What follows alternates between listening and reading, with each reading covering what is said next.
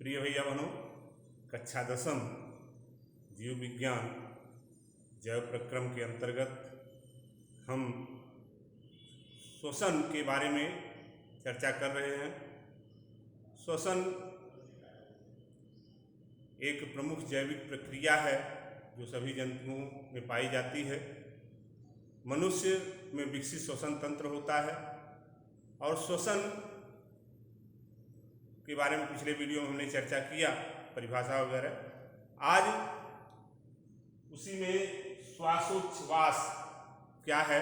श्वासोच्छ्वास एक भौतिक क्रिया है जो फेफड़ों में संपन्न होती है। इसमें O2 तथा CO2 गैसों का विनिमय होता है, यानी O2 ग्रहण की जाती है, CO2 निकाली जाती है। इसे दो चरणों में बांट सकते हैं। पहला चरण है वायु को फेफड़ों में भरना, यानी इस चरण में वायुमंडल से ऑक्सीजन फेफड़ों में भर जाती है। इसे इनहेल भी कहते हैं, यानी नासा मार्ग से होकर के श्वास नली से होते हुए वायु फेफड़ों में भरती है, इसको निःश्वसन। और इसी का विपरीत दूसरा चरण है फेफड़ों से वायु को बाहर निकालना, नासा मार्ग से होकर के वायुमंडल में वायु को उत्सर्जित करना, निकालना। यह उच्छ्वसन या एक्सहेल कहलाता है। तो ये भौतिक क्रिया है। इसमें फेफड़ों में जो गैसों का विनिमय होता है, ऑक्सीजन और CO2 का। रासायनिक कोशिकीय श्वसन के बारे में हम आगे चर्चा करेंगे। आज हम श्वसन के प्रकार के बारे में भी चर्चा करेंगे। श्वसन के प्रकार।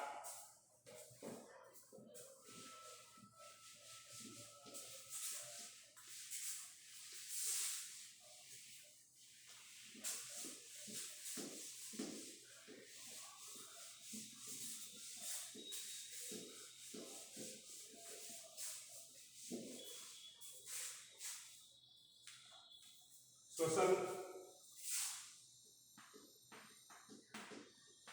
के प्रकार, टाइप्स ऑफ रेस्पिरेशन।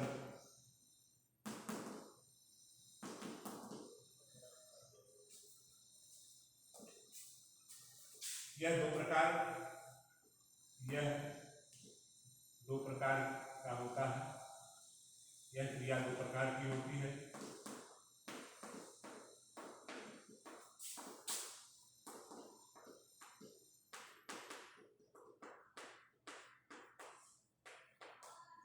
श्वसन क्रिया दो प्रकार की होती है। पहला है ऑक्सी श्वसन। ऑक्सी श्वसन एरोबिक रेस्पिरेशन। ऑक्सी श्वसन जैसा कि नाम से ही लगता है, इस प्रकार का श्वसन जो विकसित जंतु हैं या पौधे हैं उनमें होता है। इस प्रकार के श्वसन में ऑक्सीजन की आवश्यकता होती है और इसमें श्वसनीय पदार्थ यानी ग्लूकोज इस प्रकार के श्वसन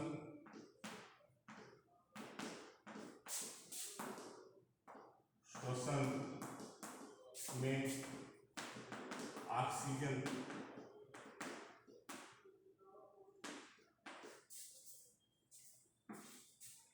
की आवश्यकता होती है।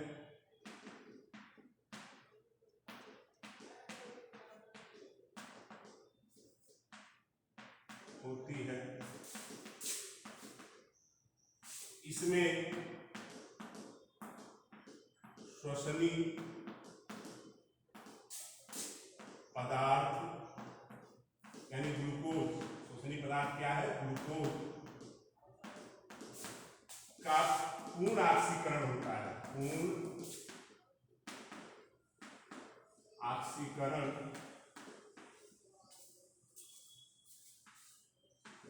होता है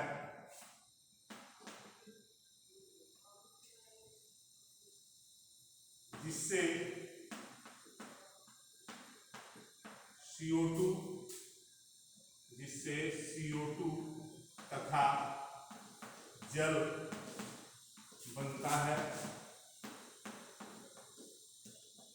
और अत्यधिक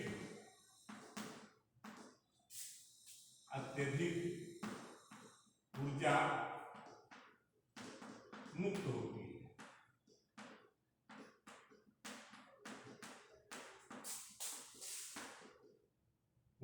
है। इस प्रकार का श्वसन विकसित जंतुओं में पाया जाता है।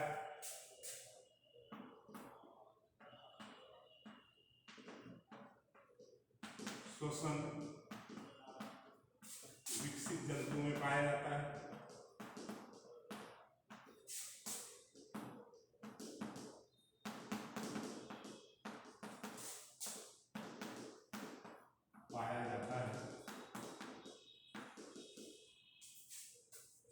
जंतुओं पौधों में भी, इसी जंतुओं पौधों में पाया जाता है। समीकरण है वही जो श्वसन का समीकरण होता है, यही है C6H12O6 + 6O2 और ऑक्सीश्वसन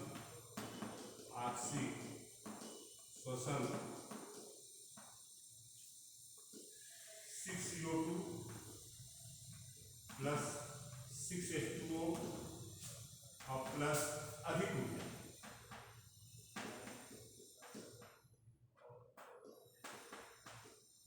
दूसरा है अनाक्सीश्वसन।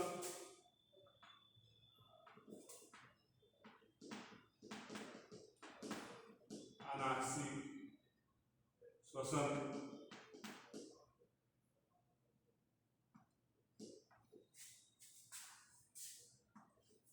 anaerobic respiration and aerobic respiration। अनाक्सीश्वसन सूक्ष्म जंतुओं या जीवाणुओं में पाया जाता है। इसमें ऑक्सीजन की आवश्यकता नहीं होती है और श्वसनीय पदार्थ का अपूर्ण विघटन होता है, तो इसमें O2 की आवश्यकता नहीं होती है।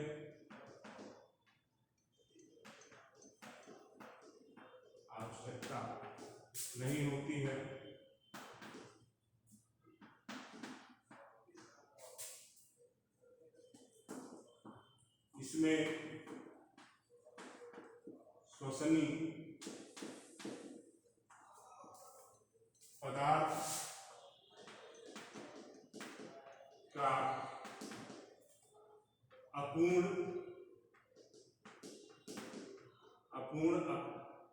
विघटन होता है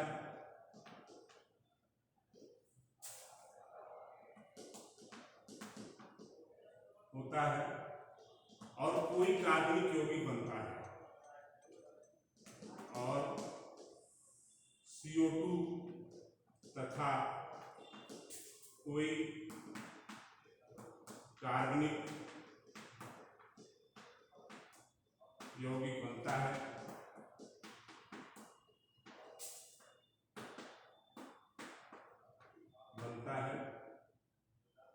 इसमें कम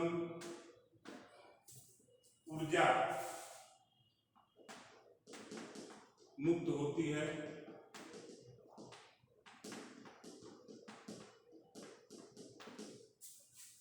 इस प्रकार का श्वसन सूक्ष्म जीवों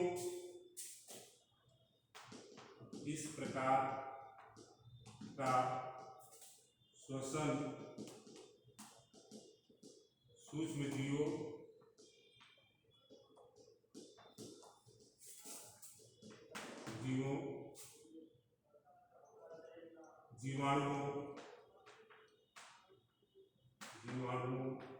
कवकों में पाया जाता है।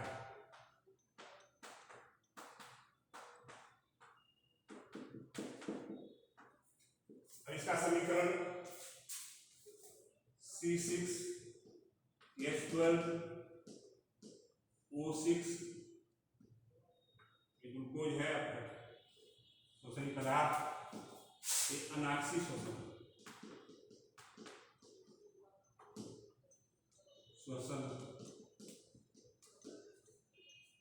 अब इसका अपघटन होता है तो 2C2H5OH एल्कोहल है, एथिल एल्कोहल, और प्लस 2CO2